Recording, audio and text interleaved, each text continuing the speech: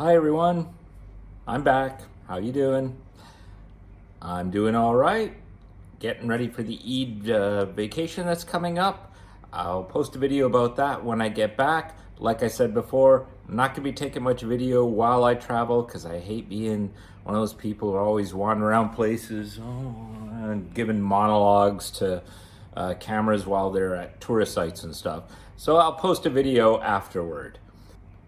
Now, I just wanted to discuss a topic that's a little bit morbid, but came up during my trip through Salzburg a couple of months ago.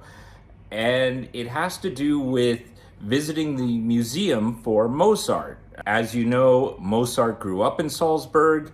The home where he grew up as a child is a museum, as well as the Mozart family home where his father and his sister lived when they were older is also a museum. So going through the museum, they had a really interesting exhibit, which really kind of struck me. I had to pause for a second when I started looking at it. And it was the family tree of the Mozart family. And starting from, his grandparents down to Mozart's father, Leopold, and down through a couple of generations. And what struck me was the child mortality rates. If you look at the family tree, Mozart's father, Leopold, had 7 children, and only Mozart and his sister Maria, survived infancy. 2 out of 7 survived. And if you look at Mozart himself, well, he had 6 kids during his lifetime. And I mean, he died pretty young, but he and his wife had 6 kids. Only 2 survived infancy. So that's 2 out of 6. And Mozart's sister, she had 3 kids, and only 1 survived infancy. So, we're looking at about 5 out of 16 kids survived infancy. And I mean, most of them died before the age of 2. I think there was a few of them that died at 6 or 7 or whatever.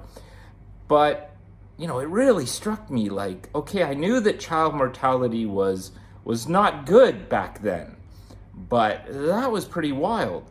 And then they had another piece of information where, looking at the parish records from the 1750s, and it said, it showed something like 1,700 births over the decade in that parish, and a little over 1,000 deaths of children under the age of 10, which meant that you were looking at roughly 50% chance of surviving to the age of 10.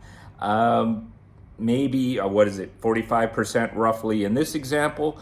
But then when you go and do an internet search about child mortality rates back then, that was pretty consistent with all of Europe. Whether it was Germany, France, the UK, it all seemed to be around 40 to 50-ish% mortality rates. So if you were a couple and you had a child, it was pretty normal that you were going to lose half of them. Plus or minus, you might lose more or fewer, but 50% was about the norm. And and that's it, maybe even if you had money. The Emperor of Austria at the time, Emperor Joseph II, well, he and his wife had 2 kids and 2 stillbirths. And both of his kids died in infancy. One, I think, before the age of 1, and the other died at age 7. And his wife died about a week after the birth of their last child. He remarried but had no other kids. So this was the Emperor of Austria, and he had no children that survived him. And I mean, that man would have had the best medical care money could buy. And his kids died.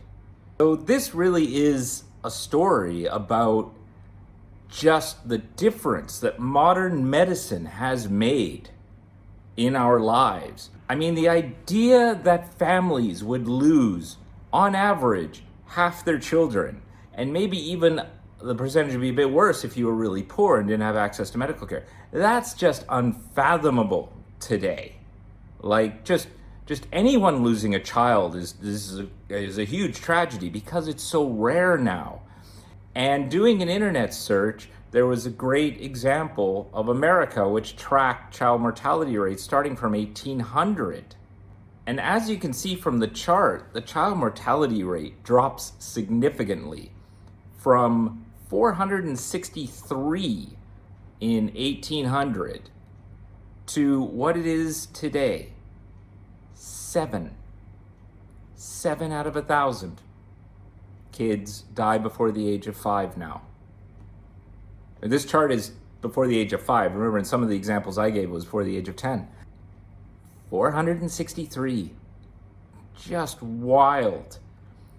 I also noted, going through some of the information and doing searches, that if you survive past about the age of 5, most of the deaths were due to smallpox. Like, just, you go through it, it's like, this person died of smallpox, emperor's child died of smallpox, king whoever's kid died of smallpox. So many people died of smallpox, a disease that modern medicine managed to eliminate. Like, it's gone. There's no more smallpox anymore. But during the history of mankind, it constantly killed people. There was just waves of smallpox every so often, and didn't matter whether you were rich or poor, there was a good chance it was going to kill you. And so that was happening all the time with people. Once they got past about the age of 5 or 6, there was a good chance a disease like smallpox or something would still take them out. So surviving to adulthood was really a challenge. And so, like I said, it's a real credit to modern medicine, just how much we can survive a lot of these things that were just killing so many people back in the day. So I just wanted to say that, visiting that museum and seeing that family tree and seeing just how many kids had passed away had, really taken me aback at just the extent of child mortality back then and how so different it is today, thanks to modern medicine and technological advances. And it was just a pretty wild takeaway. I didn't want to put that in my original travel video because, not really much of a very pleasant travel based thing to be discussing. But I did want to just have a separate video to kind of highlight that, because I don't think most people nowadays realize just how bad child mortality was back then. That's all I had to say. I'll post another video maybe in a few weeks' time when I get back from my vacation. And we'll see you soon.